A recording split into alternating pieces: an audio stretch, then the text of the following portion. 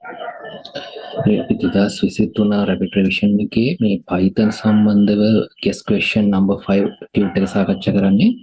එතකොට මෙතනදී මම අලුත් ප්‍රශ්න කීපයක් සාකච්ඡා කරන්න බලාපොරොත්තු වෙනවා.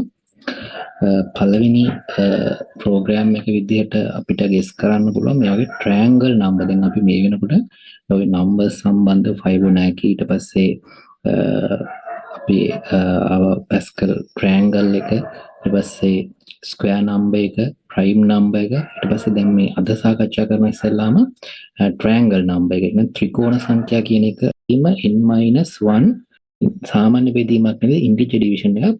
එතනින් අතන ප්‍රෝග්‍රෑම් එක පටන් ගන්න කරනවා. නම් විදිහට පාස් කළා තමයි ප්‍රෝග්‍රෑම් එක පටන් ගන්න වෙන්නේ.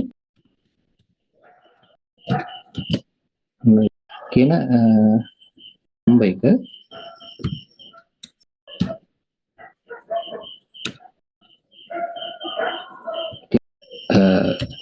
ප්ලේස් හෝල්ඩ් එකක් දාලා අපිට කියන්නේ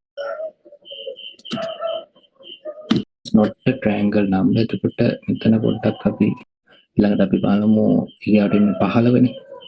තව පාරක් අපි රන් කරමු 11ම තියෙන්නේ. කියන් ඊගාව කතාවට නැත්te කියලා අපි සිලෙක්ට් කරගන්න පුළුවන්. ඊළඟට දෙන්න නම් විදිහට යනවා. is triangle number find triangle number අනුව number for numbing if කියලා ඒ triangle number එකත් එක්ක චෙක් කරගන්න. the higher triangle number found කියලා හරි තමයි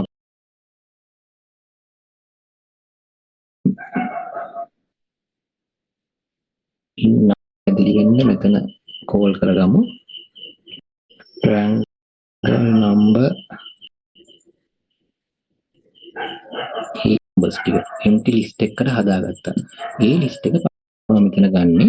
ඒ කියන්නේ ඒ සංඛ්‍යාව ෆන්ක්ෂන් එකම තමයි ඩිෆරන්ස් එකම නම්බර් එක මොඩියුල් හොයන්නේ ඒරියා එක කියලා කියන්නේ. එහෙනම් අපිට එක හයිට් එකයි විදිහට තමයි මෙතන යන්නේ.